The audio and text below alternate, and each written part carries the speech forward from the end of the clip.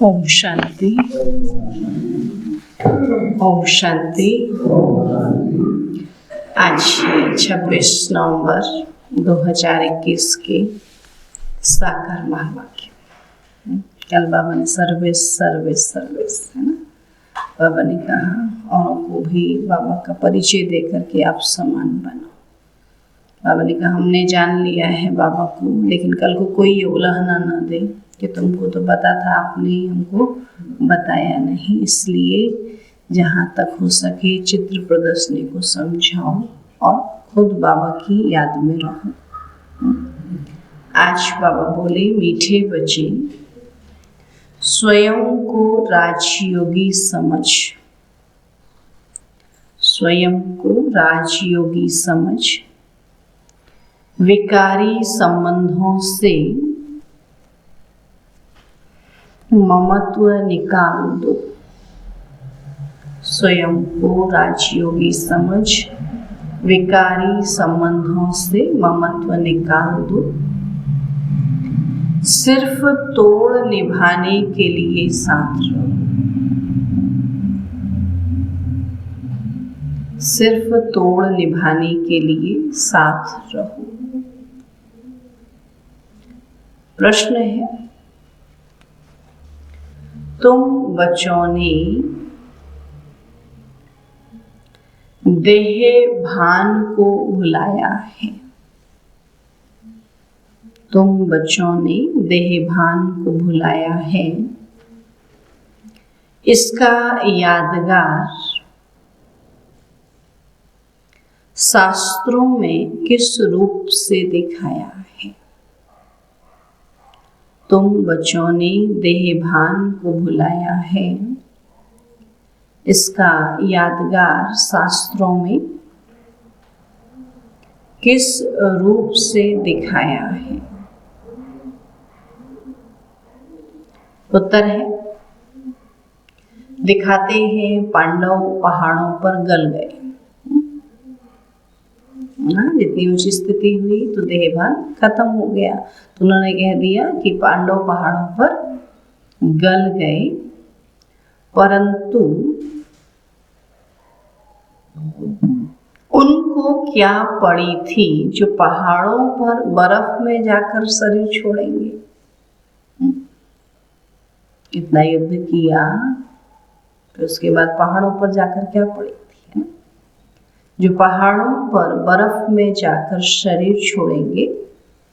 तो लॉ कहता है, हिमालय के पहाड़ों पर कोई शरीर नहीं छोड़ते। लॉ कहता है, हिमालय के पहाड़ों पर कोई शरीर नहीं छोड़ते। बाकी तुम योग बल से शरीर छोड़ देते हो, बाकी योग बल से तुम शरीर छोड़ देते हो। देह भान को भूल अशरीरी बनने की प्रैक्टिस करते हो। देह भान को भूल अशरीरी बनने की प्रैक्टिस करते हो। ओम शांति। रूहानी बाप रूहानी बच्चों को समझाते तो हर रोज हैं, फिर भी कई बातें भूल जाती हैं। तो बच्चों को बुद्धि में यह तो रखना है कि यह संगम युग है और हम संगम युग पर हैं, तो बाप आते भी हैं संगम युग पर। कलयुग अंत और सतयुग आदि का संगम गाया हुआ है ना, दो युगों का संगम है, तो आत्मा और परमात्मा का भी संगम है। तो बाबा कहते कलयुग अंत और सतयुग आदि का संगम गाया हुआ है, बुलाते भी इस समय है। तो पतित दुनिया कहा जाता है कलयुग के अंत को, इसलिए और कोई टाइम पर बुलाते ही नहीं और बाप आएंगे भी नहीं। बाबा कहते जब सारी दुनिया पतित हो जाती तभी मुझे आना होता है ना, और यही समय है। तो जब कलयुग का अंत होता है तब ही मुझे बुलाते हैं कि बाबा हम पतितों को पावन बनाने आओ। तो कलयुग के अंत और सतयुग के आदि में आओ। तो बुलाते हैं परंतु उनको पता ही नहीं है कि कल्प की आयु कितनी है। समझते हैं भक्ति करते करते धक्का खाते खाते आखिरी में मिल ही जाएंगे, है ना। इतना भगवान को ढूंढेंगे भक्ति करेंगे तो भगवान मिल ही जाएंगे। बोलो कब मिलेगा? बोलो कभी न कभी तो मिल ही जाएगा। तो कल्प का अंत कब होगा यह किसी को पता ही नहीं है। याद करते ही तब है जब कलयुग का अंत होता है। सतयुग में तो जानते ही नहीं है तो याद भी नहीं करते हैं। तो इसी समय बहुत दुखी होते हैं तो बहुत याद करते हैं। तो सतयुग त्रेता में तो है ही सुख, तो द्वापर में भी इतना दुख नहीं होता है। कलयुग में मनुष्य जब बहुत दुखी होते हैं तब बाप को पुकारना शुरू करते हैं। तो तमो प्रधान माना दुखी तब ही पुकारेंगे ना। जब सब दुखी हो जाते तो भगवान को पुकारते, तब भगवान को आना पड़ता दुख से छुड़ाने। तो तमो प्रधान माना दुखी, तो हे दुख हरता सुख करता आओ। तो दुख के बंधन तो बहुत हैं। दुख के टाइम ही भगवान को पुकारते हैं कि इस बंधन से छुड़ा। जब कोई रास्ता नहीं मिलता है तो बहुत जोर से पुकारते हैं। अभी तो जब तक दुनिया में रास्ता मिलता है इधर जाते उधर जाते, और जब कोई रास्ता नहीं मिलता तो फिर भगवान को पुकारते हैं। परंतु फिर भी पाते नहीं। जैसे भूल भुलैया होता है ना, जहां से भी जाते हैं रास्ता नहीं मिलता, थक जाते हैं तो फिर चिल्लाते हैं।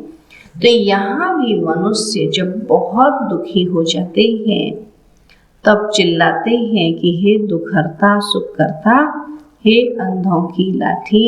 तो इस समय ही पुकारते हैं कि हे अंधों की लाठी। बाबा कहते सब ज्ञान के नयन किसी को नहीं। तो अभी तुम संगम पर हो, एक तरफ है पांडव दूसरे तरफ है कौरव।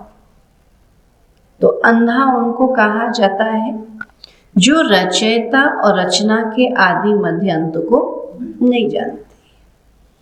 जो आंखों से नहीं देखते उनको नहीं। बाबा कहते जो न परमात्मा को जानते न परमात्मा की बनाई हुई इस दुनिया को जानते हैं ना। रचयिता है शिव बाबा, रचना है ये दुनिया। दोनों को जो नहीं जानते उनको अंधा कहा जाता है। बाबा कहते सज्जे उनको कहा जाता है जो बाप द्वारा रचता और रचना को जान गए। बाबा ने अपना परिचय भी दिया, अपनी रचना का भी परिचय दिया। और तुम तो समझाते हो हमको राज्य भाग्य मिला है, तब तो चित्र दिखाते हैं। तो सतयुग है शिव बाबा का स्थापन किया हुआ, इसलिए उनका नाम पड़ा है शिवालय। फिर विकारी बनते हैं तो वाम मार्ग की स्थापना होती है, इसलिए इसको वैश्यालय कहा जाता है। तो सतयुग है शिवालय और कलयुग है वैश्यालय, है ना। बाबा के सबके अंदर 5 विकार। तो तुम संगम युगी ब्राह्मणों को यह मालूम है कि अभी हम न वैश्यालय में हैं और न शिवालय में हैं, दोनों के बीच में संगम पर है। हम शिवालय में जा रहे हैं और अभी वैश्यालय है। विकारी संबंधों से हमारा ममत्व निकल गया है। अभी है हमारा भविष्य के संबंधों से। भविष्य में क्या बनना है बाबा कहते वहाँ बुद्धि योग है ना, तो वहाँ ममत्व है। तो हम अभी राज योगी हैं, वह है योगी। दुनिया में जो भी योग लगाने वाले हैं सिखाने वाले उनको योगी, और जो भगवान से योग लगाते हैं उनको कहा राजयोगी। बाबा कहते वो है योगी, उनसे हमारा कोई क्या कनेक्शन है। फिर भी तोड़ निभाने के लिए रहना तो अपने घर में ही है। फिर भी ब्राह्मणों से बहुत कनेक्शन रहता है, क्योंकि ब्राह्मणों जितनी ऊंच सेवा और कोई नहीं कर सकते हैं। ब्रह्मा के बच्चे ब्राह्मण कहे जाते हैं।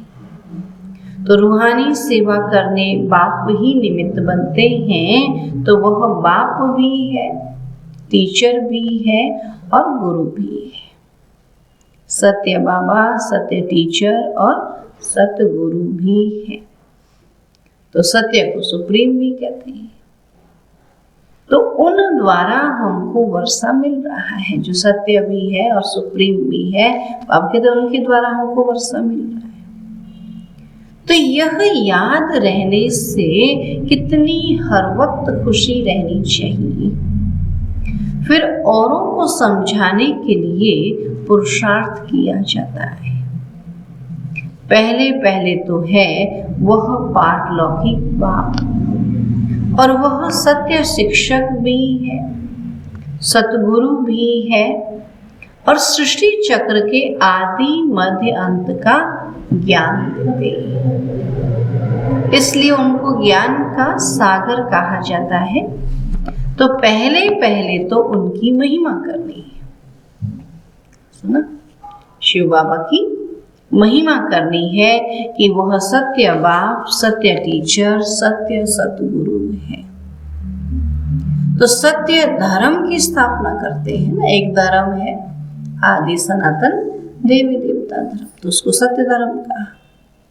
तो मांगते हैं ना कि एक राज्य हो, और वो तो सतयुग में ही होगा। यहाँ तो अनेक राज्य है, वहां एक का राज्य, देवताओं का राज्य होगा बस। बाबा कहते यहाँ तो हो न सके, मनुष्य कहते हैं वन वर्ल्ड हो जाए, एकता हो जाए। अब वर्ल्ड तो एक ही है, दुनिया तो एक ही है, लेकिन एक का ही राज्य हो वो तो सतयुग में ही होगा, है ना।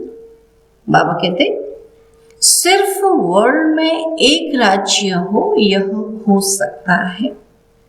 देवताओं का राज्य था, वहां और कोई हंगामे की बातें नहीं थी। तो बेहद का बाप ही आकर राजधानी स्थापन करते हैं। और यह भी अब तुम समझ गए हो, बाप ही राजयोग सिखलाते हैं, न कि श्री कृष्ण। उन्होंने कृष्ण के लिए समझ लिया। तो राजयोग सिखलाया ही तब जब राजधानी स्थापन करनी थी। मैं क्या काम है ना, राजधानी स्थापन करने के लिए राजयोग, पहले अपने ऊपर राजाई करे तब विश्व पर राजाई करेंगे ना। अभी तो अपने ऊपर ही राजाई नहीं ना, अपना ही मन अपने हाथ में नहीं है ना, कंट्रोल नहीं होता, तो फिर दूसरे पर राजाई कैसे कर सकते हैं। इसलिए बाबा कहते पहले क्या करो, अपने ऊपर राजाई करो, अपने को चलाओ। तो राजयोग सिखलाया ही तब जब राजधानी स्थापन करनी थी। बाकी शास्त्रों में तो महिमा है, सिर्फ महिमा करने से कोई राजयोग सिखलाते हैं क्या? वो गीता आदि जो सुनाते हैं वो कोई राजयोग सिखलाते हैं क्या? गीता सुनाते हैं वो तो सिर्फ जो होकर गए हैं उनकी महिमा गाते हैं। भगवान ने जिन्हों को सुनाया उन्होंने ही राज्य पद पाया, है ना। वो तो कहते भगवान ने ऐसे सुनाया, भगवान ने ऐसे सुनाया, लेकिन हमको भगवान ने सुनाया, हमको भगवान सुना रहे हैं। ये बुद्धि में आता है कि हमको अभी भगवान स्वयं बैठ करके समझा रहे हैं और हमने ही राजाई पद पाना है। वो तो केवल शास्त्रों में कहते हैं भगवान ने ऐसे सुनाया, ऐसे सुनाया, है ना। बाप ने इस समय की बातों का वर्णन किया है। तो भगवान ने जिन्हों को सुनाया उन्होंने ही राज्य पद पाया। बाकी ये त्योहार आदि सब भक्ति मार्ग की मुख्य है ही संगम युग की बात। तो शिव बाबा आते हैं, तो शिव जयंती के बाद कृष्ण जयंती, तो शिव बाबा के आने के बाद जरूर नई दुनिया स्थापन होगी। कृष्ण तो है सतयुग का मालिक, तो शिव बाबा ने आकर कृष्ण को ऐसा बनाया। सुना, एक कृष्ण को ही थोड़ी ज्ञान दिया होगा, कृष्णपुरी स्थापन की होगी, है ना। पूरी दुनिया को ही बाबा कहते कृष्णपुरी बनाया होगा ना। केवल एक कृष्ण बना करके उसके लिए कृष्णपुरी भी तो चाहिए, और कृष्णपुरी में तो सभी लोग हों। आत्मा को तमो प्रधान से सतो प्रधान बनाने के लिए योग सिखाया है, तो तुम ही फिर सतो रजो तमो में आते हो ना। ऐसे नहीं कि सतयुग में ही तुमको बैठ जाना है, सतयुग में जाके बैठ जाना, फिर बाबा के नीचे उतरना ही नहीं, ऐसा थोड़ी। 84 जन्मों का हिसाब भी है। सतयुग के बाद त्रेता, त्रेता के बाद द्वापर, फिर कलयुग जरूर आना ही है। तो दिन के बाद रात होती ही है। तो सतयुग की स्थापना कौन करते हैं, कैसे करते हैं? क्योंकि सतयुग है ही नई दुनिया। तो बाबा कहते हैं हम पुरानी दुनिया बदलते हैं, और यह वही महाभारत की लड़ाई मुसलों की है। जो शास्त्रों में गाया है ना, मिसाइल्स से लड़ाई, तो मिसाइल्स को उन्होंने मुसल लिख दिया है। तो कहते हैं पांडव भी थे, पांडवों की जीत हुई, तो स्वराज्य मिला है जरूर, तो स्वराज्य में आएंगे ना। शरीर बल कहाँ भी छोड़े, आप कहते पहाड़ों में छोड़े या प्लेन में छोड़े, कहीं भी छोड़े, लेकिन आत्मा का अपने ऊपर कंट्रोल होना जरूरी है ना। आप कहते शरीर बल कहाँ भी छोड़े, राजाई में तो आना है ना। लॉ कहता है हिमालय पहाड़ों पर कोई शरीर छोड़ते नहीं है। शरीर छोड़ने के लिए कोई हिमालय थोड़ी जाता है। आजकल तो शरीर छोड़ने के लिए हॉस्पिटल जाते हैं, नहीं, घर में नहीं छूटता तो हॉस्पिटल में छोड़ते हैं। पहाड़ों में थोड़ी जाते, ऐसा थोड़ी है अभी शरीर छोड़ना है जाओ पहाड़ों पर चले जाओ तपस्या करने, ऐसा कहता है कोई? बहुत बीमार होता तो कहाँ ले जाते हैं? अस्पताल में ले जाते हैं। बाबा कहते कोई हिमालय पर नहीं जाते, योग तो यहाँ ही सीखते हैं। तो योग बल से ही शरीर छोड़ना है। उनको क्या पड़ी है जो पहाड़ों पर बर्फ में जाकर शरीर छोड़ेंगे? अभी तो सब पहाड़ों को छोड़ छोड़ के और प्लेन में आके बैठ गए हैं, और बाबा और भक्ति में लिख दिया कि पहाड़ों में जाकर शरीर छोड़ा। अभी तो सारे पहाड़ खाली हो गए हैं, नहीं। बाबा कहते क्या पड़ी जो पहाड़ों पर बर्फ में जाकर शरीर छोड़ेंगे? तो यह भी गपोड़े, जैसे सर्प पुरानी खाल छोड़ नहीं लेते हैं, वैसे आत्मा भी एक शरीर छोड़ दूसरा लेती है।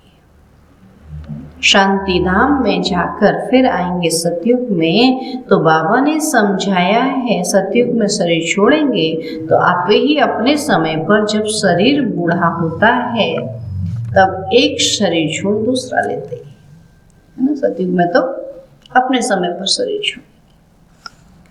वहां तो वापस शांति धाम में नहीं जाएंगे, है ना। अभी ही शांति धाम में जाएंगे, एक ही बार शांति धाम जाना है, बार बार ही नहीं जाना है।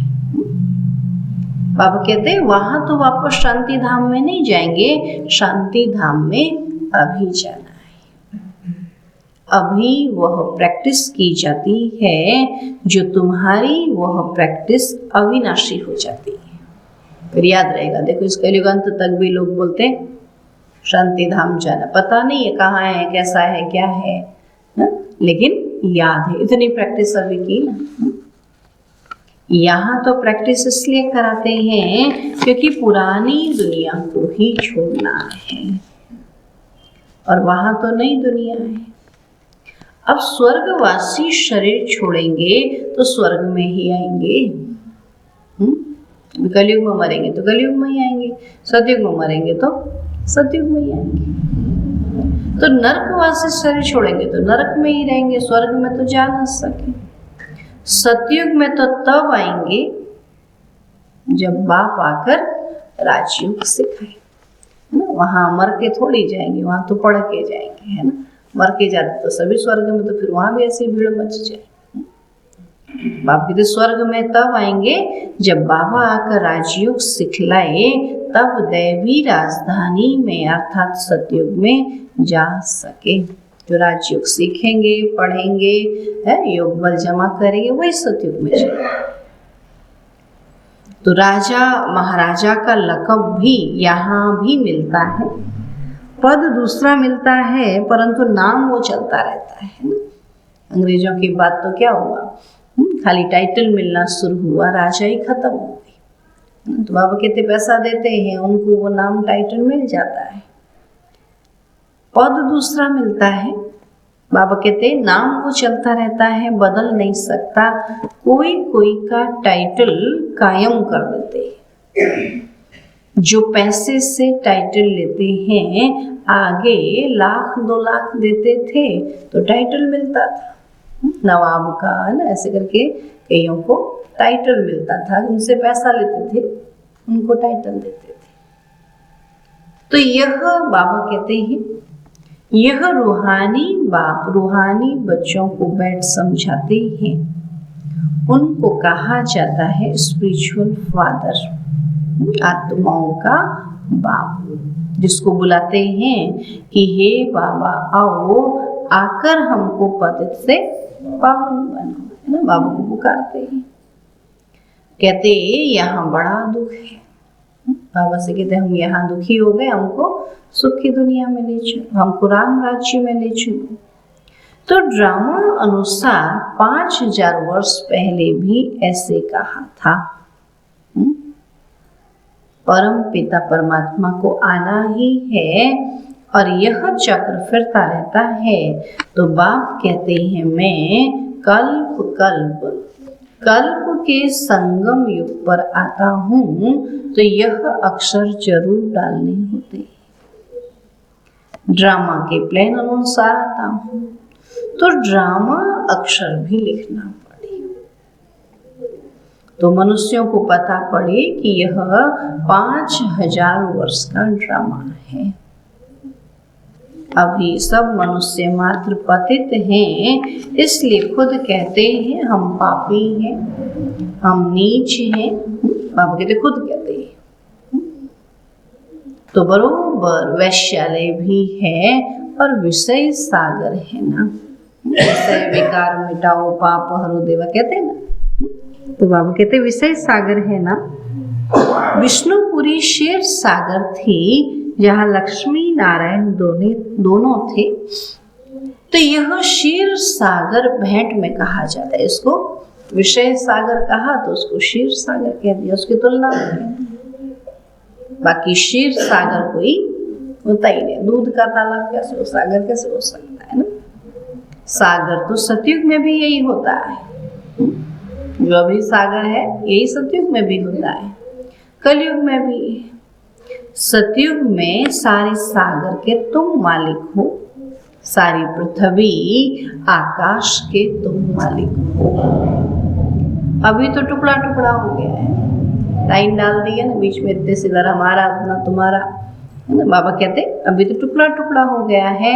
अब यह है संगम युग, और संगम युग जब याद आए तब समझे कि अब सतयुग में जाते हैं। संगम युग याद रहने से रहे कि अभी सतयुग, जैसे सवेरा हो जाता है ना, तो सवेरे होते ही पता है अभी उजाला होने वाला है, तो ऐसे संगम युग से बाबा कहते पता रहेगा कि अभी सतयुग आने वाला है। तो संगम है तो बाबा भी जरूर होगा। तो वह इस दुनिया को बदलने वाला है। तो स्थापना तो ब्रह्मा द्वारा यहाँ होती है। अब तुम चित्र बनाते हो, बाबा तो है ही बिंदी, लाइट और माइट की। बाबा कहते बाबा मैं लाइट भी और माइट भी, ताकत भी।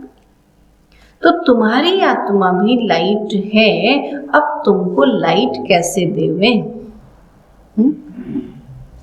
तो तुम्हारे सिर पर बिंदी दे दी, नहीं आप बिंदी लगाते हैं, बोला बिंदी जरूर लगानी है। नहीं भक्ति में भी क्या करेंगे, टीका जरूर लगाएंगे। बोला मंदिर से आया टीका नहीं लगाया, तो बिंदी जरूर देते हैं ना, क्योंकि बिंदी किसकी निशानी है? आत्मा की। तो बाबा कहते तो तुम्हारे सिर पर बिंदी दे दी है, तो आत्मा को लाइट कैसे दें? तो लाइट देने से बड़ा बन जाता है, और वो बड़ी लाइट को ही पूजते हैं, इसलिए मनुष्य परमात्मा को ज्योति स्वरूप कह देते हैं। तो वास्तव में लाइट है पवित्रता की निशानी, है ना। इतना शुद्ध होगा, पवित्र होगा, उसमें कहते हैं ना तेज दिखाई दे रहा था, एक लाइट दिखाई दे रही थी, है ना। तो वो पवित्रता की निशानी है। तो मनुष्य समझते हैं ज्योति स्वरूप है। तो बिंदी को अगर लाइट भी छोटी दें तो पूजा कैसे होगी? अगर शिव बाबा को लाइट भी देते तो पूजा, भाई अभी लाइट जलाई, इसके ऊपर पूजा करते, क्या क्या चढ़ाते तो क्या होगा? जैसे भक्ति मार्ग में करते ऐसे शिवलिंग जला दे तो क्या होगा? पानी चढ़ाने से सारा करंट फैल जाएगा ना, ऐसा तो नहीं कर सकते ना। तो बाबा कहते हैं फिर पूजा कैसे होगी? इसलिए बड़ा कर देते हैं। तो बाबा कहते हैं मैं परम आत्मा सुप्रीम सोल हूँ, जिसको तुम परमात्मा कहते हो। परंतु छोटी बिंदी की पूजा कैसे हो? लाइट कैसे दें? फिर कोई लिंग की पूजा करते हैं। साहूकार हैं तो हीरा गोल बनाकर उनकी पूजा करते हैं। नाम तो शिवलिंग ही रखेंगे, चाहे हीरे का बनाए, चाहे पत्थर का बनाए, चाहे सोने का बनाए, नाम तो शिवलिंग ही रखेंगे। है तो स्टार और कोई चीज नहीं है। तो ये बड़ी गुह्य बातें समझने की हैं। आत्मा कोई बड़ी छोटी नहीं होती, नहीं तो फिट कैसे हो? क्या कहता बाबा? आत्मा अपने स्थान में फिट कैसे हो? क्योंकि वो एक साइज की है ना। अभी तुम जैसी अपनी आत्मा को जानते हो वैसे बाप को जानते हो, तो आत्मा बाप को बुलाती है। आत्मा और परमात्मा का रूप तो एक ही जैसा है ना। बाबा कहते कि आत्मा बाप को बुलाती है, तो तुमने अपनी आत्मा को देखा है? बाबा पूछता अपनी आत्मा को देखा है तो परमात्मा को कैसे देखेंगे? जब आत्मा को ही नहीं देखा, तो देखने वाली चीज तो नहीं है ना। महसूस कर सकते हैं, उसको जान सकते हैं, उसको समझ सकते हैं, बाकी इन आंखों से नहीं देख सकते हैं ना। इसलिए तो कहते हैं कोई मर जाए, बोला आत्मा चली गई, बोला दिखाई दिया क्या? बोला हाँ चल नहीं रहा है। जाने के बाद उस आत्मा को देख लेते हैं, और जब बैठी है डेड बॉडी पड़ी, बोले इसमें आत्मा नहीं है। कभी कहा इसमें आत्मा है? कहता कोई शरीर में आत्मा है? नहीं है, तब तो नशा होता है मैं हूँ। तब बाबा कहते हैं कि जब आत्मा को ही नहीं देखा तो परमात्मा को कैसे देखेंगे? हाँ, दिव्य दृष्टि से देख सकते हैं। सो तुम जबकि जानते हो, फिर देखने से फायदा ही क्या? कोई चीज को जान लिया तो क्या कहेंगे? देखा हूँ, बोले क्या करना देख करके? अभी तो जान लिया ना, तो देखने से फायदा ही क्या? ये तो पढ़ाई पढ़ने की है, देखने की नहीं है। जिससे मनुष्य देवता बनते हैं ना। अभी पृथ्वी गोल है कहते थे ना पहले से, फिर कहा चपटी है, फिर कहा ऐसी है, फिर कहा संतरे जैसी है। देखी किसी ने? कहते गए मानते गए, लेकिन शिव बाबा के लिए कहते हैं हम कैसे माने? तब बाबा कहते हैं कोई चीज जानी जाती है, देखी नहीं जाती। ऐसे बाबा को भी जाना जाता है, और बाबा जो पढ़ाई पढ़ा रहे हैं उस पढ़ाई को पढ़ा जाता है। तो यह है फ्यूचर नई दुनिया के लिए पढ़ाई। तो यह लक्ष्मी नारायण कहाँ से ऐसे कर्म सीखे? संगम पर। तो बाबा कहते हैं मैं संगम पर ही आकर तुमको नई दुनिया के लिए पढ़ाई पढ़ाता हूँ। बाबा प्रदर्शनी में तार देते, उस समय चिट्ठी को तार कहते थे, जल्दी पहुंचती थी। उसमें भी यह लिखना है कि यह संगम युग है। तो बाबा कहते हैं तुम हमसे बर्थ राइट ले सकते हो भविष्य 21 जन्म के लिए। तो संगम युग अक्षर जरूर लिखना है ना, किसी को भी समझाना है तो संगम युग अक्षर जरूर लिखना है। एक्यूरेट जो तार जाती है उसकी कॉपी वहां लगानी है, बड़े अक्षरों में लिख देना चाहिए ना। प्रदर्शनी में भी बाबा कहते हैं ना, उस समय तो जगह जगह समझाने के लिए भी पॉइंट जो बाबा मुरली में भेजता था, तार में भेजता था, तो वही समझ में आता होगा, तो बाबा कहते उसको भी लिख देना है मोटे मोटे अक्षर में। तो दिन प्रतिदिन क्लियर होता जाता है और नीचे लिखते ही हैं बाप दादा। ये तार किसने भेजी है? बाप दादा ने। और बाप दादा ने विशेष आज संगम युग समझाने के लिए बोला है ना। बाबा जिस दिन जो बात समझाता है तो उस दिन जरूर किसी न किसी को वो बात समझाई जाती है ना। तो शिव बाबा जो आत्माओं का बाप है वह प्रजापिता ब्रह्मा द्वारा सिखलाते हैं। तो बाबा कहते हैं मुझे शरीर का आधार तो चाहिए ना। शिव तो है निराकार, उनको तो अपना कोई शरीर है ही नहीं। ब्रह्मा विष्णु शंकर तो सूक्ष्म आकारी हैं, बाकी तो सबके शरीर है। तो बाबा कहते हैं मुझे शरीर है का, परंतु ऐसे तो नहीं कि मैं नाम रूप से न्यारा हूं। बाबा के शरीर नहीं तो ऐसा नहीं कि नाम रूप ही नहीं है।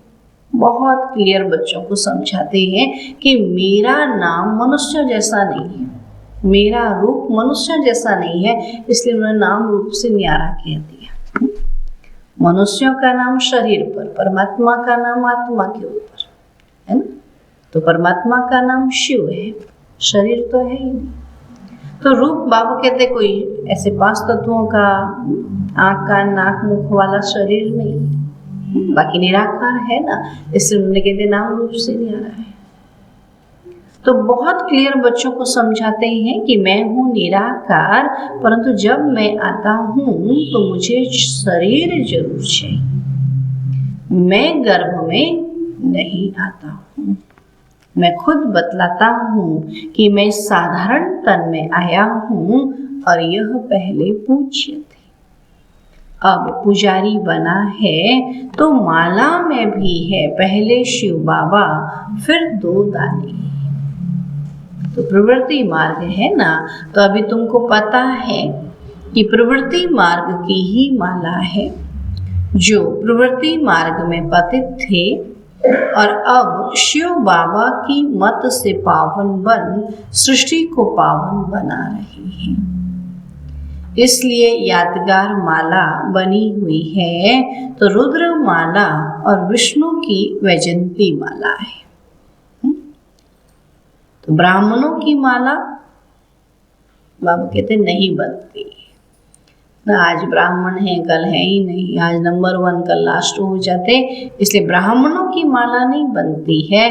कोशिश की थी बनाने की परंतु बनी नहीं, इसलिए माला बनाना अव्यक्त नाम देना छोड़ दिया। नाम जो यहाँ के थे वह नाम यहाँ ही छोड़ फिर वही अपना पुराना नाम ले भाग जाते हैं।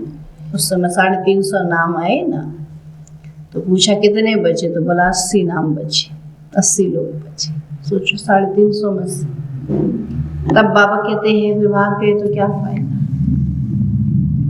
तो उनको उस नए नाम से कोई बुलाएंगे ही नहीं। तो बाप हमारा बाप टीचर गुरु है, तो ऐसे बाप को तो बहुत लव से याद करना है।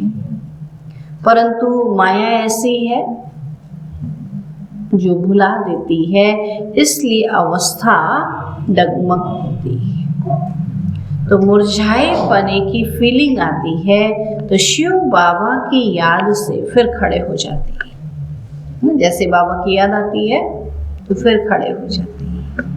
अच्छा, मीठे मीठे सिकील थे बच्चों प्रति माता पिता बाप दादा का याद प्यार और गुड मॉर्निंग। रूहानी बाप की रूहानी बच्चों को नमस्ते हम रूहानी बच्चों की रूहानी बाप दादा को नमस्ते नमस्ते नमस्ते। धारणा के लिए मुख्य सार है, विकारी संबंधों से ममत्व निकाल देना है। विकारी संबंधों से ममत्व निकाल देना है। भविष्य के नए संबंधों से बुद्धि योग लगाना है। भविष्य के नए संबंधों से बुद्धि योग लगाना है। दूसरा पॉइंट है,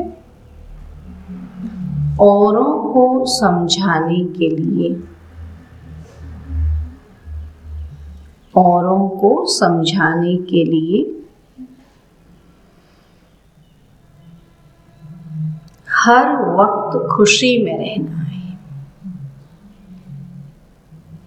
औरों को समझाने के लिए हर वक्त खुशी में रहना है। सत्य बाप, सत्य शिक्षक और सतगुरु की श्रीमत पर चल। सत्य बाप, सत्य शिक्षक और सतगुरु की श्रीमत पर चल। अंधों की लाठी बनना है। अंधों की लाठी बनना है।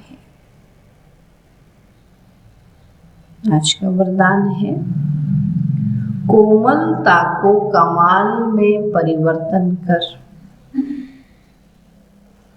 कोमलता को कमाल में परिवर्तन कर मायाजीत बनने वाले शक्ति स्वरूप भव। मायाजीत बनने वाले शक्ति स्वरूप भव।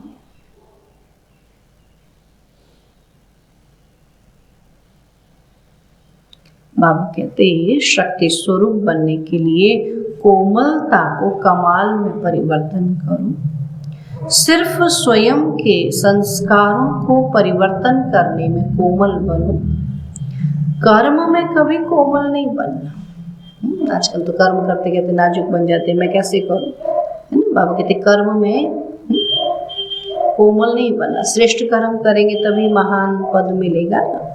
तो कर्म में कभी कोमल नहीं बनना, इसमें शक्ति रूप बनना है। और जो शक्ति रूप का कवच धारण कर लेते हैं, उन्हें माया का कोई भी तीर लग नहीं सकता।